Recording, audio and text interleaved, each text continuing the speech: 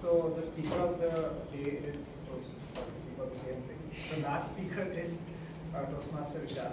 He likes to describe himself as a banker by profession and a learner by passion. No wonder he's the treasurer of our club, right? So the pathway is presentation mastery, and he's at level 2, project 1. The purpose of his project is to understand his leadership style, communication style, I'm sorry, and also to understand the impact his communication style has on others. So all the best, Toastmasters. Pulav. Marriage brings about significant changes in life. I, since 2018, has been experiencing significant change, constant change in my life. It's been 8 years and the change still persists. Fortunately or unfortunately, I did learn cooking at my mother's knee.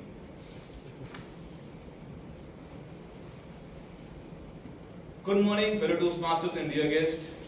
Today I want to share an anecdote of my second mother, which is with my wife, on this Mother's Day. One day she went for her hometown and she left myself to fend for myself in the kitchen. And fortunately, I didn't know the cooking at that point of time. My skills were limited to making Maggi or tea. I came back from office while I was relaxing at home and discussing on a normal video call with her. I told her, I'm thinking what should I order, please suggest something. She suddenly got excited and she told me, I think you should try cooking today. Today is the day when you should give an attempt to it. And I think you should try pulav, which is a favorite, which is very straightforward. It will take 15 minutes for you to cook and it will be over. And ladies and gentlemen, let me tell you, you should not get into such discussion with a person you love. You will get convinced easily. I also got convinced. This, my dear friends, is a type of initiative communication where the communicator shows that he is very enthusiastic and very persuasive. So I got convinced. She told me, I think you should go to the kitchen, take 1 cup of rice, wash it, rinse it, soak it in water 15 minutes and then give me a call. I said okay. I went to the kitchen because I was acting as a hero at that point of time, hero of my life, because I was into the kitchen for the first time to cook pulav. I thought I will be able to find rice. I opened each and every cabinet, each and every container just to find out rice. And after calling my wife after 15-20 minutes, please tell me where exactly the rice is. To our surprise, she told me where the rice is, and unfortunately, to our dismay, the rice container was empty. I felt disgusted. I felt I have lost it. She told me, please have patience. Have patience. I think you should have some cookies and freshen up. Meanwhile, I'll order some rice from you from Blinkit. I said, okay, I will get it. I had some cookies, went to freshen up. Meanwhile, she ordered the rice from Blinkit for me. This, my dear friend, is type of supportive communication, wherein the communicator is very patient and very sympathetic to you. Going forward on our story, on that particular day,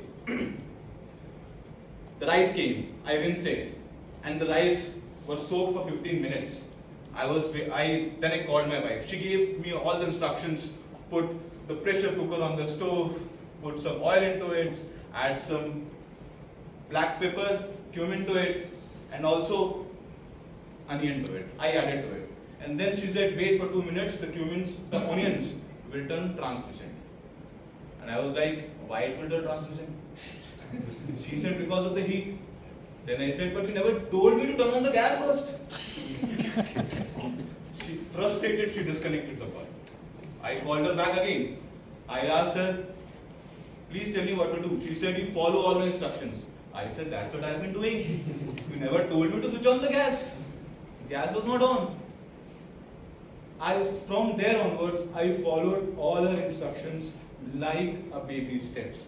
right from cutting potatoes the way she wanted it, cutting onions the way she wanted it, and we recooked it, the entire rice. After putting the rice and closing the lid of the pressure cooker, she said, now you just have to wait for a couple of minutes. 2 whistles will come, keep the cooker on a low flame, and that's it. The rice will be ready. And I was like, okay, what's the big deal about it? But when she disconnected, I realized, I was thinking, how much low is low? When I have to turn the flame low. I got confused. While I was tempting what exactly will come out of the cooker which I am cooking, suddenly the first whistle came and it went for a very long time. And I was like, is it normal for the first whistle to be this long? Or is it only happening to me?